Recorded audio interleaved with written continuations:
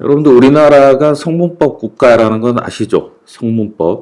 성문법의 반대는 불문법입니다. 법이 글로 돼 있는 것, 구체적으로는 법전이 있는 겁니다. 불문법은 판례 속에 나타난 일정한 질서들, 그걸 법으로 보는 겁니다. 우리나라는 성문법주의를 취하고 있기 때문에 법원에서 재판을 할 때 그 법전을 근거로 재판을 하게 됩니다. 법을 크게 네 가지로 분류하면 이렇습니다. 성문법 국가니까 당연히 여기에 대한 법전들이 있습니다. 기본법전이라고 하거든요. 자, 행정법이 있어야 될 것 같은데 없었어요. 불문법 국가처럼 판례를 통해서 행정법이라는 법이 발전해 온 겁니다. 굉장히 특이하죠. 근데 여전히 우리는 성문법 국가다 보니까 계속 이 학설 판례에 의존해 오기보다 행정 분야도 행정기본법이 있어야 되지 않겠느냐라는 논의가 계속 이어져 왔습니다. 그러다가 드디어 학설 판례에서 시작한 내용들을 정리한 법전이 생긴 겁니다. 명칭은 행정기본법입니다. 3월 23일, 지난달 3월 23일부터 지금 시행되고 있어요. 다른 법들은 법전이 만들어지고 거기에 대한 학설과 판례가 발전해 왔는데 이 행정법은 학설 판례가 발전해 온 상태에서 그게 성문법으로 만들어졌다는 의미가 있습니다. 그래서 지금은 행정소송을 할 때 중고법으로 이 행정기본법이 작동하고 있습니다. 예, 이게 얼마 전 태어난 행정기본법입니다. 지난달 3월 23일 날부터 시행되고 있습니다. 경기도지사를 상대로 낸 행정소송 소장이 되겠습니다. 여기에 그 위법성에 대한 설명들이 나와 있거든요. 첫 번째는 법령 및 판례 위반이라고 한 부분은 행정기본법상의 법치행정하고 연결되는 거고, 여기 권한 일탈 같은 경우에는 요 11조죠. 행정청은 행정권한을 남용하거나 그 권한의 범위를 넘어서는 아니 된다. 신뢰 위반 나오죠. 12조 신뢰보호 원칙입니다. 자, 방법의 적절성이라는 부분. 이 10조 위반을 설명하고 있는 겁니다. 비례원칙 위반이라고 해서 한 번 더 정리합니다. 침해되는 사익이 이렇게 큰데 필요 최소한에 그치는가? 의도하는 공익이 이 사익을 모두 침해해도 될 정도로 큰가? 이걸 묻고 있는 겁니다. 우리 대법원은 이런 판결을 한 적이 있습니다. 행정계획에서는 그에 관련되는 자들의 이익을 공익과 사익 사이는 물론이고 공익 사이 또는 사익 사이에서도 정당하게 비교 형량하여야 한다는 제한이 있습니다. 따져봐야 된다는 거예요. 있으므로 행정청이 행정계획을 위반하고 결정할 때 이러한 이익 형량을 전혀 하지 않거나 이익 형량의 고려 대상에 마땅히 포함시켜야 할 사항을 누락한 경우, 이익 형량을 했으나 정당성과 객관성이 결여된 경우에는 그 행정계획 결정은 이익 형량에 하자가 있어 위법함을 면할 수 없다. 우리 대법원의 확고한 입장입니다. 자, 7개의 공공기관이 한꺼번에 다른 지역으로 이전하는 경우를 생각해 보세요. 당사자 되는 분들이 원하는 건 뭐냐면 공공기관 이전하지 마라가 아니에요. 이런 절차를 따라 다르라는 겁니다. 이 절차만 따르면 거기에 승복하겠다는 거예요. 이러면 우리가 받는 피해들이 워낙 크니까 들어달라는 거고 어떤 대책 같은 것도 얘기를 나누자는 거고 침해가 최소한이 되도록 의견을 모으자는 거고 이런 분들에 대해서 지역균형 발전에 반대하는 거냐 이런 식으로 프레임을 씌우는 건 잘못된 거예요. 행정기본법의 2장 행정법 원칙은 행정행위가 위법한지를 따지는 기준을 모아놓은 겁니다. 국민 생활에 중요한 영향을 미치는 경우에는 법률에 따르라 돼 있어요. 지역균형 발전이라는 목적입니다. 그 목적을 반대할 사람은 없죠. 그런데 그 목적을 달성하는데 유효하고 적절한가? 7개 기관을 하루아침에 뽑아서 경기 북부로 올리면 경기 북부가 발전할 것인가? 경기도청을 옮기는 게 더 낫지 않을까요? 그러면 이 유효하고 적절한가를 논의를 해야 되잖아요. 행정목적을 달성하는데 필요한 최소 한도에 그칠 것. 이게 필요한 최소 한도인지에 대한 검토 자체가 필요하잖아요. 이게 지금 완전히 생략되어 있는 거 아닙니까, 지금? 국민의 이익 침해가 공익보다 크지 아니할 것. 이 공익은 여기에 밝혀진, 증명된 공익을 말합니다. 과연 지역균형 발전이 그걸로 이루어질 건지 판단이 돼야 되고, 자, 지역균형 발전이 이루어진다고 치고, 그러면 그거와 지금 이 지역에서 발생하는 피해의 크기를 비교해 보라는 거예요. 어떤 게 더 크다고 말하는 게 아니라 비교를 해봐야 큰지 작은지 나올 거 아닙니까? 이 비교 자체를 안 했잖아요, 지금. 오해하시면 안 되는 게 지금 제가 판단을 하는 게 아니라 이런 절차, 이 판단의 전제가 되는 내용들을 아예 배제한 게 문제라는 겁니다. 이걸 다 해봤을 때 그래도 옮기는 게 낫다. 몇 개를 옮기는 게 낫다. 어떤 기업을 옮기는 게 낫다. 결정이 되면 따르겠다는 거예요. 안 거친 걸 지금 문제를 삼는 겁니다. 권한 남용하거나 권한의 범위를 넘어서는 안 된다. 일탈 남용을 하지 말라는 겁니다. 경기도지사는 그 기업을 어디로 가라 말할 권한이 없어요. 법적으로. 그 기업들의 주소지를 바꾸는 건 정관을 변경해야 되고요. 정관 변경은 이사의 결의 사항이고요. 이사의 결의를 통해서 정관 변경하더라도 감독관청의 허가를 받아야 됩니다. 도지사가 어디로 가라 마라 이렇게 할 수 있는 게 아니에요. 그러니까 협의가 필요한 겁니다. 관계기관에.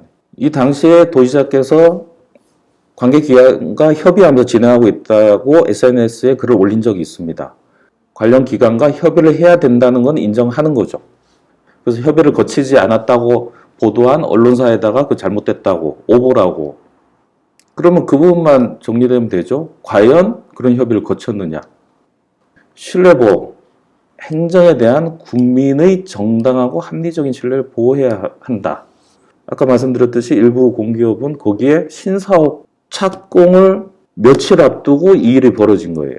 그러면 그 신사옥에 들어갈 걸 예정하고 주거라든지 교육이라든지 어떤 삶의 방식을 선택한 직원들 또는 광교 신도시를 조성하는 데 있어서 외부의 인구를 유입할 때잖아요. 그 사람들의 신뢰를 깨지 말라는 게 아니고 그런 신뢰가 깨지는 상황인데 그 중차대한 일을 왜 의견 수렴이나 대책 마련이나 어떤 피해를 최소화하는 고려를 하지 않고 결정하느냐는 겁니다. 반복해 말씀드리지만 하지 말라는 게 아니라 이 절차를 지켜달라는 거예요.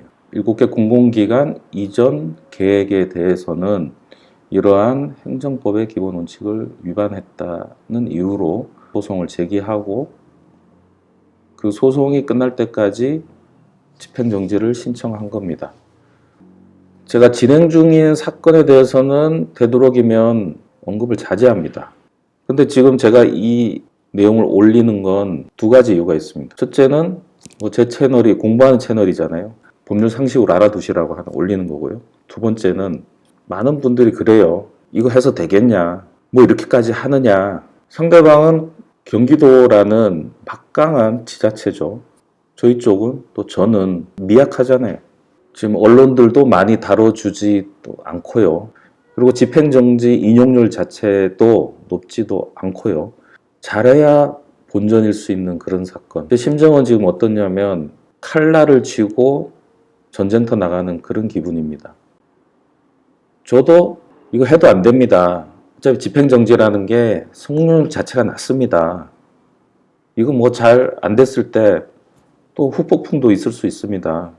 이렇게 설명하고 눈을 돌렸다면 그 당신은 편할 수는 있겠지만 제 양심에 부딪히는 거예요. 이게 인간적 양심이 아니라 직업적 양심입니다.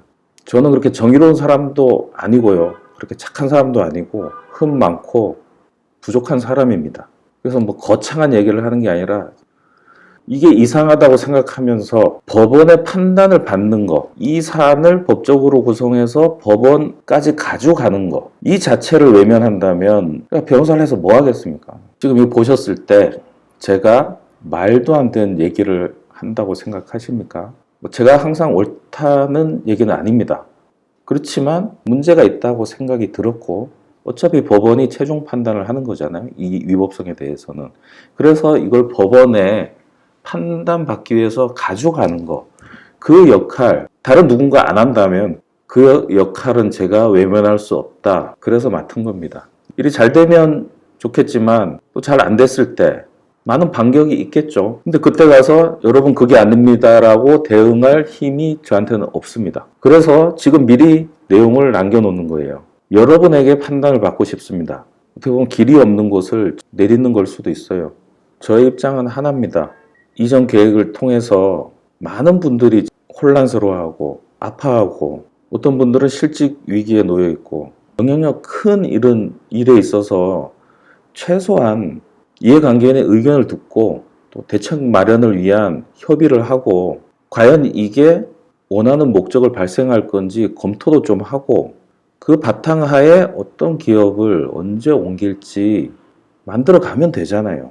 하루아침에 너 해서 너 절로 가. 그런 행정작용이 여러분들 바람직하다고 생각하십니까? 건물만 옮기는 게 아니잖아요. 그 안에 사람이 있고요. 그 사람의 가족이 있고요.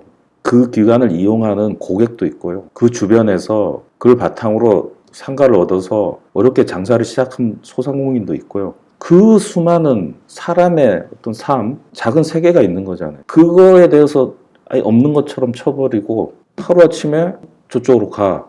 좀 아니잖아요. 그래서 하지 말라는 게 아니라 행정작용에 있어서 법이 요구하는 이런 절차라도 최소한 거쳐달라. 거친 다음에 나오는 결과에 대해서는 승복하겠다. 그걸 하고 있는 게 지금 이 소송입니다. 안녕하세요. 김변희입니다. 3시간 정도 잤나요?